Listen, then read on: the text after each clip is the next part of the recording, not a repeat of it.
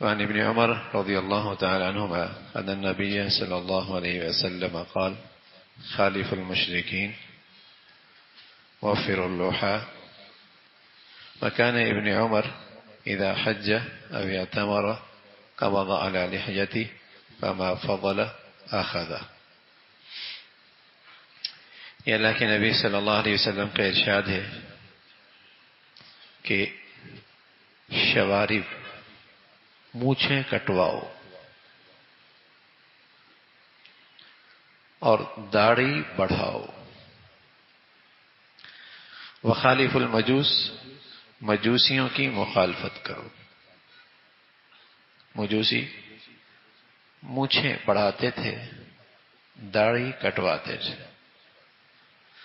اگلی روایت میں فرمایا خالف المشرکین، مشرکین کی مخالفت کرو، داڑھی بڑھاؤ اور مونچھیں کٹواؤ. مشرک اور مجوسی داڑھی کٹوایا کرتے تھے، مونچھیں بڑھایا کرتے تھے. نبی علیہ الصلوۃ والسلام مونچھیں کٹوایا کرتے تھے، داڑھی بڑھایا کرتے تھے. مجوسی اور مشرک مونچھیں بڑھایا کرتے تھے، داڑھی کٹوایا کرتے تھے. ہمارے پیارے نبی داڑھی بڑھایا کرتے تھے، مونچھیں کٹوایا کرتے تھے. اب داڑھی کتنی بڑھاتے تھے؟ ابن عمر اللہ کے نبی کی زندگی کی بہترین تفسیر اور بہترین وضاحت صحابہ سے بہتر کوئی نہیں کر سکتا. وہ آپ کی زندگی کے گواہ ہیں اور آپ کی صحبت یافتہ ہیں اور آپ کے سچے عاشق ہیں اور آپ کے جانثار ہیں اور آپ کے ایک ایک پل کا خیال کرنے والے اور حفاظت کرنے والے ہیں. تو ابن عمر فرمانے لگے، ابن عمر کیا کرتے تھے؟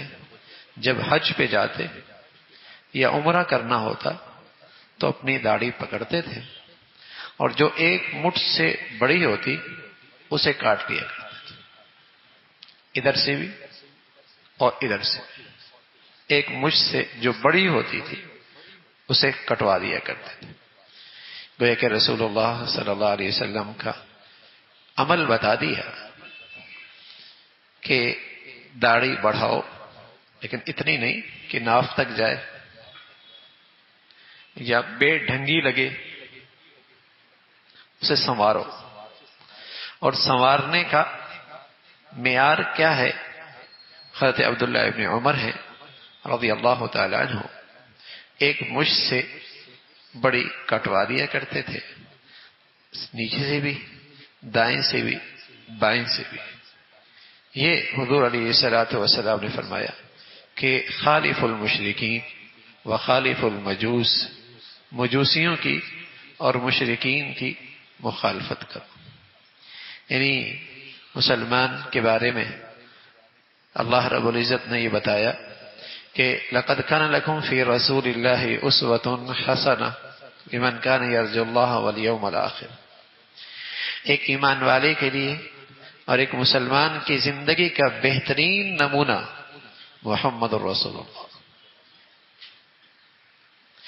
دوسری طرف اللہ کے نبی صلی اللہ علیہ وسلم نے فرمایا من تشبہ بقوم فهو منهم. جو قوم کسی اور قوم کی اور جو شخص کسی اور کی مشابہت اختیار کرے گا کل انہی کے ساتھ اٹھایا جائے گا. اگر نیکوکاروں کے ساتھ اور اہل ایمان کے ساتھ اور حضرات صحابہ کے ساتھ اور رسول اللہ صلی اللہ علیہ وسلم کے ساتھ اس کی مشابہت ہے تو کل اس کا حشر انہی کے ساتھ. اور اللہ نہ کرے اگر کسی اور کے ساتھ مشابہت ہے تو پھر خطرے کی بات ہے. تو رسول اللہ صلی اللہ علیہ وسلم نے یہ بات بتایا کہ جز الشوارب، مونچھیں کٹواؤ اور داڑھی بڑھاؤ. اور پیارا نبی داڑھی بڑھایا کرتے تھے اور داڑھی بڑھانے کی مقدار حضرت عبداللہ ابن عمر نے بتائی. اور ویسے بھی یہ مرد کا ایک حسن ہے اور اللہ نے اگر اس کے اندر مرد کے لیے حسن نہ رکھا ہوتا تو کبھی حسین نبی کے چہرے پہ یہ چیز نہ ہوتی. یہ مردانگی ہے اور یہ مرد کا حسن ہے. اگر اس میں حسن اور خوبصورتی نہ ہوتی اور اس میں مردانگی کی نشانی اور علامت نہ ہوتی تو اللہ اپنے حبیب کے چہرے پہ اسے نہ لاتا. حسین نبی کے چہرے پہ یہ نہ آتی. کائنات میں حسن ہے اور سب سے زیادہ حسن ہے تو رسول اللہ صلی اللہ علیہ وسلم کا ہے. حضرت عائشہ فرمایا کرتی ہیں کہ اللہ نے اپنا سارا حسن دنیا میں 2 حصوں میں تقسیم کیا. آدھا اکیلا یوسف کو دیا اور آدھا پوری امت کو دیا، لیکن میرے محبوب کو اللہ نے وہ پورا مجموعہ عطا فرمایا. تو ایسے حسین نبی کے چہرے پہ اگر یہ چیز آ رہی ہے تو یہ واقعی اس میں حسن ہے اور مرد کی مردانگی ہے اور اس میں خوبصورتی ہے. وہ تو اب دوسری بات ہے نا کہ اب اچھائی برائی ہو گئی ہے اور بری چیز اچھی لگنے لگ گئی ہے. بہت سارے ناک کٹے موجود تھے تو کوئی آدمی ان کے پاس ایک ناک والا چلا گیا تو سب نے مذاق اڑانا شروع کر دیا. اوے ناک والا آ گیا، ناک والا آ گیا. سارے ناک کٹے موجود ہے تو ایک ناک والا چلا گیا تو انہوں نے مذاق کرنا شروع کر دیا. ارے ناک والا آ گیا، ناک والا آ گیا. تو اب ایسا ماحول ہے کہ برائی اچھائی ہو رہی ہے اور اچھائی برائی ہو رہی ہے. ورنہ سچ یہ ہے کہ رسول اللہ صلی اللہ علیہ وسلم کا یہ حسن ہے اور یہ مرد کی خوبصورتی ہے. آدمی اگر نہیں رکھ رہا تو کم از کم اس گناہ پہ توبہ ضرور کرتا رہے. اگر توبہ کرتا رہے گا تو انشاءاللہ اللہ تعالیٰ توفیق بھی عطا فرما دیں گے کہ اللہ ہمیں اپنی نبی کی صورت نصیب فرما دے. ویسے تو ہماری نماز بھی کیا نماز ہے، ہاں، لیکن ہماری نماز نبی کی نماز کی صورت تو ہے. کل اللہ کریم سے کہہ دیں گے اے اللہ آپ اس کی حقیقت بنا دے، ہم تو تیری نبی کی صورت لے کے آئے تھے. ہمارے یہ سارے ظاہری اعمال تو نبی کی صورت کی طرح ہی ہیں. اب اس میں روح اور اس میں حقیقت ہم اپنے اللہ سے مانگتے ہیں اللہ اس کی حقیقت اور روح تو پیدا کر. ورنہ تو ہماری نماز بھی کیسی ہے بھائی، اول تا آخر کوئی ایک رکعت بھی ایسی نہیں کہ ہم کہہ سکیں کہ پوری رکعت میں اللہ کا دھیان نصیب ہوا. شاید زندگی میں ایک بھی نماز ایسی نہ ملے کہ ہم کہہ سکیں کہ اول تا آخر اللہ کے نبی کا اللہ کا دھیان ہمیں نصیب ہوا، اول تا آخر. لیکن صورت تو نبی کی سی ہے نا بھائی. آپ نے اگر 4 پڑھی تو ہم نے عصر میں 4 پڑھی ہے نا. مغرب میں اگر ہم نے 3 پڑھتے ہیں تو ہمارے نبی نے 3 پڑھی ہے نا بھائی. فجر میں ہماری نبی نے 2 پڑھی ہے تو ہم نے 2 پڑھی ہے نا بھائی. صورت تو وہ بنا رہے نا جیسے آپ رکوع کرتے تھے، سجدہ کرتے تھے، قیام کرتے تھے، جو اعمال جو اس میں تسبیحات پڑھتے تھے ہم بھی وہی پڑھ رہے ہیں. تو یہ صورت تو اپنی نبی جیسی ہم بنا لینا اور پھر اپنے اللہ سے کہیں اے اللہ حقیقت تو پیدا کر دے، حقیقت تو پیدا کر دے. تو کم از کم اس پر ندامت تو ہو اور اللہ تعالیٰ سے توفیق تو مانگتے رہنا کہ اللہ مجھے اپنی صورت دے دے. کل اللہ کے دربار میں حاضر ہوں گے اور اپنے نبی سے کہہ دے اے نبی ہماری سفارش کر دے، ہم تیری صورت بنا کے لائیں. لیکن اگر صورت ہی نہیں ہوگی تو وہاں تو امتیوں میں شاید نکالے نہ جائے. حدیث میں آتا ہے رسول اللہ صلی اللہ علیہ وسلم حوض کوثر پہ پانی بٹھا رہے ہوں گے، کچھ لوگ آگے آئیں گے تو فرشتے انہیں کھینچ کھینچ کے وہاں سے نکال رہے ہوں گے. آپ فرمائیں کیوں یہ میرا امتی؟ فرمایا نہ یہ آپ کا امتی نہیں ہے، اس نے تو آپ کے دین ہی بدل دیا ہے، اس نے تو آپ کی زندگی ہی بدل کے رکھ دی ہے. یہ اس قابل نہیں کہ آپ کے ہاتھ سے حوض کوثر کا پانی لیے اور آپ کے شفاعت کے جھنڈے تلے آئے، ہاں تو صورت بنا لیں اس امید کے ساتھ کہ کل اللہ کے نبی ہماری سفارش کر دیں گے، کل حوض کوثر پہ پانی نصیب ہو جائے گا. کل اللہ کے نبی سے عرض کر دیں گے اللہ کے نبی ہم آپ کی صورت بنا کے آئے، اور اللہ سے عرض کریں گے اے مولا ہم تیرے محبوب کی صورت لے کے آئے ہیں. تجھے اپنا محبوب بہت پسند ہے نا اور تو اپنے محبوب سے بہت پیار کرتا ہے نا، اور ہم تیرے محبوب کی صورت بنا کے لائے ہیں، ہم تیرے محبوب کی صورت بنا کے لے کے آئے ہیں. تو میرے عزیزو ہمارے نبی کی ظاہر کی بھی ایک خوبصورت زندگی ہے. ہاں حدیث میں آتا ہے رسول اللہ صلی اللہ علیہ وسلم کی اہلیہ عائشہ فرماتی ہیں رضی اللہ تعالیٰ کہ 10 چیزیں تو ایسی ہیں جو فطرت کا تقاضا ہے، فطرت سلیمہ، اچھی فطرت، اور سارے نبیوں کی یہ تعلیم رہی ہے.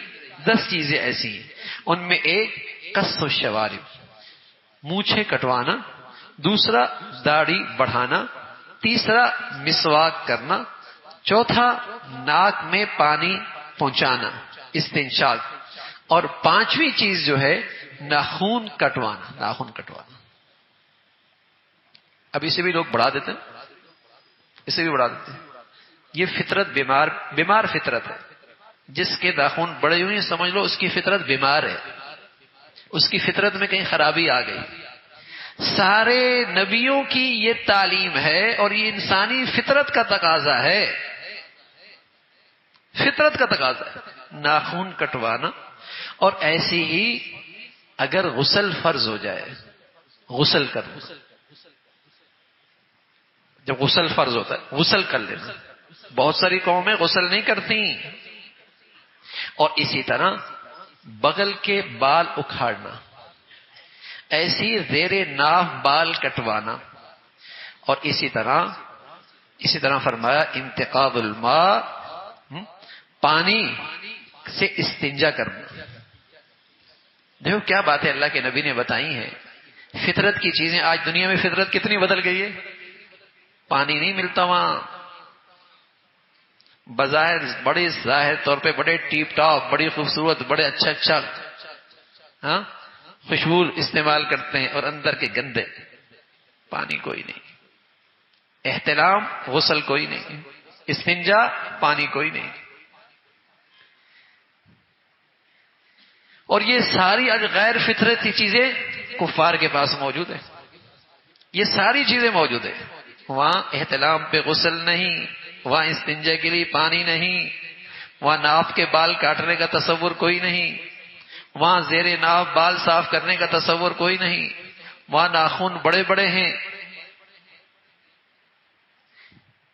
یہ ساری چیزیں موجود ہیں، غیر فطرتی چیز ہیں۔ فطرت کیا ہے؟ ہمارا دین تو فطرت کے مطابق ہے۔ سارے نبیوں کی تعلیم وہ ہوتی ہے جو انسانی فطرت کا تقاضا ہے، صفائی، طہارت، نظافت اس میں ہے۔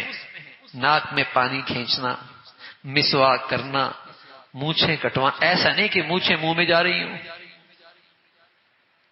داڑھی بڑھانا، اور اسی طرح ناخن کٹوانا، اور زیر ناف بال کٹوانا، اور بغل کے بال کھینچنا، اور اسی طریقے سے پانی سے استنجا کرنا، اور کولی کرنا، کولی کرنا۔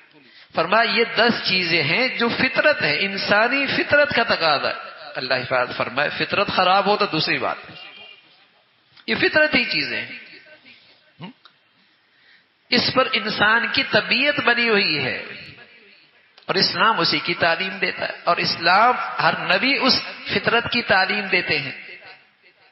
تو یہ فطرتی چیزیں ہیں۔ اپنے بچوں کو بھی ان چیزوں پہ لے کے آئیں، اپنی بچیوں کو بھی ان چیزوں پہ لے کے آئیں۔ ہاں، اب بس اوقات غسل فرض ہوتا ہے 12 بج جاتے، 1 بج جاتا ہے، باقی کا اہتمام کوئی نہیں۔ بس اوقات کئی دن بھی گزر جاتے ہیں، ایسی مخلوق بھی ہے نماز تو پڑھنی نہیں ہوتی، گندگی کے ساتھ رہ رہے ہو، گندگی کے ساتھ رہتے ہیں۔ ناخن کیلوں کی طرح بنی ہوئی ہے، کیلوں کی طرح۔ ہر غیر فطری چیز آج دنیا میں فیشن بن گئی ہے، ہر غیر فطرتی چیز دنیا میں فیشن بن چکی ہے، بلکہ آپ کہو اسٹیٹس بن رہا ہے، کس کا کتنا ناخن بڑا ہے۔ غیر فطرتی چیزیں آج فیشن بن گئی اور ترقی کی علامت بن گئی، حالانکہ جہالت ہے، یہ جہالت کی علامت ہے۔ تو یہ ساری چیزیں ہیں جو پیغمبر علیہ الصلوۃ والسلام نے، اللہ کے نبی نے بتائی ہے۔ تو ہمیں اپنے نبی کے طور طریقے اپنانا اپنے لیے سعادت سمجھیں، اپنے لیے عزت سمجھیں۔ بہت ساری چیزیں مسلمان کیوں نہیں اپناتا؟ لوگ کیا کہیں گے، کیا کہیں گے؟ صرف اس وجہ سے نا، یہ لحاظ نہیں کہ اللہ کے نبی کل کیا کہیں گے، لوگ کیا کہیں گے اس کا تو فکر ہے، اللہ کے نبی کیا کہیں گے اس کا لحاظ نہیں۔ یہ باتیں میں اس لیے عرض کر رہا ہوں کہ رمضان کے بغیر تو شاید حوصلہ بھی نہیں ہوتا قبول کرنے کا، لیکن رمضان میں طبیعتوں میں نیکی ہوتی ہے، طبیعتوں میں نرمی ہوتی ہے، طبیعتیں اللہ کی طرف رجوع کر رہی ہوتی ہیں، تو کیا ہی اچھا ہے آدمی رمضان کے ان گھڑیوں میں اپنی نبی کی اس صورت بنانے کی نیت کر لے اور اللہ رب العزت سے اپنی نبی کی صورت بنانے کی توفیق مانگ لے. زندگی ہے کتنی، کم سے کم نبی کی صورت بنا کے چلے جائے نا بھائی. میں عرض کر رہا ہوں حقیقت کا تو ہم نہیں کوئی اقرار اعتراف دعویٰ کر سکتا کہ میری نماز میں حقیقت ہے، یا میرے روزے میں حقیقت ہے، یا میرے حج میں حقیقت ہے، یا میری زکوٰۃ میں حقیقت ہے. کوئی نہیں دعویٰ کر سکتا. ہاں اتنا کہہ سکتے ہیں کہ صورت بنائی ہوئی ہے. تو یہ بھی ایک صورت ہے، اسے بنانا چاہیے. اللہ تعالیٰ سے اس کی توفیق مانگنی چاہیے اور کمی کچھ نہیں ہوتی. اگر مجھے اپنے نبی کی طریقوں میں عزت، مجھے یقین آ گیا نا، دنیا بھی میری عزت کرے گی، دنیا بھی مجھے احترام سے دیکھے گی. صحابہ رضوان اللہ اجمعین کی سب سے بڑی خوبی کیا تھی؟ صحابہ رضوان اللہ علیہم اجمعین کی سب سے بڑی خوبی کیا تھی؟ وہ نبی کی زندگی سے 1 انچ بھی دستبردار ہونے کے لیے تیار نہیں تھے. اور دنیا میں ان کی عزت کا ڈنکا بجا نا، دنیا میں ان کی عزت کا ڈنکا بجا اور کہا کرتے تھے اعزنا اللہ بالاسلام، ہم تو اسی کی بدولت عزت کے آج اس بلندیوں پر ہیں. اور اسلام کے 1 انچ سے بھی دستبردار ہونے کے لیے تیار نہیں تھے. وہ فخر سمجھتے تھے. نبی کے طور طریقوں پہ چلنا اپنے لیے اعزاز، اپنے لیے فخر. اس پر وہ اللہ کے شکر گزار رہا کرتے تھے. وہ شرمندہ نہیں ہوتے تھے، وہ احساس کمتری کا شکار نہیں ہوتے تھے، وہ لوگوں سے نہیں ڈرتے تھے. وہ کہتے تھے اللہ کے نبی کا طریقہ، اللہ نے اس میں عزت ہی عزت رکھی ہے. ایک مسلمان کا تو یقین ہونا بھی یہی چاہیے. اگر ایک آدمی اپنے نبی کو معزز نبی مانتا ہے اور اس میں شک نہیں ہے کہ اللہ کے بعد اس کائنات میں کسی کی عزت اور شان ہے تو محمد رسول اللہ کی، تو بھائی جس نبی کی شان یہ ہے، عزت یہ ہے، تو اس کے طریقوں میں عزت نہیں ہے، اس کے اسوہ میں، اس کے طور طریقوں میں عزت نہیں ہے. یقیناً جیسے وہ نبی شان والا ہے اور عزت والا ہے، اس نبی کے ہر عمل میں وہی شان اور وہی عزت موجود ہے، وہی عزت اور شان موجود ہے. اللہ رب العزت ہمیں ہر حال میں اور زندگی کے ہر طریقے میں اپنے نبی کے طور طریقے اپنانے کی توفیق عطا فرمائے.